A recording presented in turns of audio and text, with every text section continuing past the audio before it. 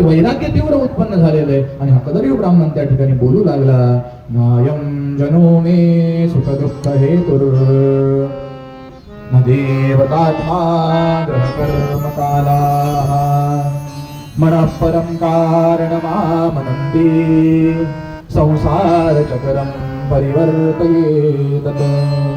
कदरीय ब्राह्मण बोलतोय, तुम्हाला असं वाटतं का की तुम्हाला सुख दुःख देणारे तुमच्या आजूबाजूचे लोक आहेत? तर नाही, तुमच्या आजूबाजूच्या लोकांमुळे तुम्हाला सुख दुःख नाहीये.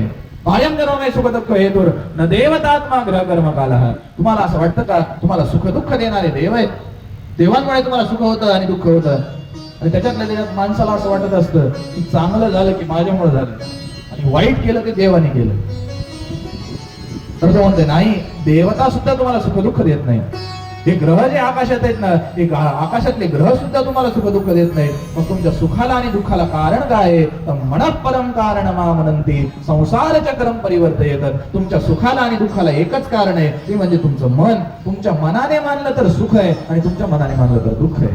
दुसरं काही कारण नाहीये. तुम्ही ज्या परिस्थितीमध्ये राहता त्याच्यापेक्षा वाईट परिस्थितीत राहणारे अनेक लोक आहेत, ते तुमच्यापेक्षा आनंदी राहतात. तुम्ही ज्या परिस्थितीमध्ये राहता त्याच्यापेक्षा चांगल्या परिस्थितीत राहणारे अनेक लोक आहेत, पण त्यांना तुमच्यापेक्षा जास्त दुःख आहे.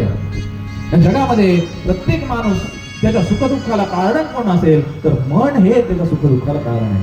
मन एव मनुष्यानां कारणं बंध मोक्षयोः. मनुष्याला बद्ध होण्यासाठी सुद्धा मनच कारण आहे आणि मुक्त होण्यासाठी सुद्धा मनच त्या ठिकाणी कारण आहे. त्यामुळे तुमच्या मनाने मानलं तर सुख आहे आणि मनाने मानलं तर दुःख आहे. माणसाचं मन एवढं विचित्र आहे, त्या मनाची गती प्रचंड चंचल आहे.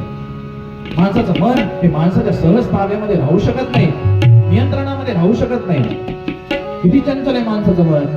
तर तुम्ही आता इथे कथा ऐकायला बसलाय, पण तुमच्या मनाने जर आता ठरवलं ना तर तुमचं मन एका क्षणामध्ये लंडन, जपान, अमेरिका सगळी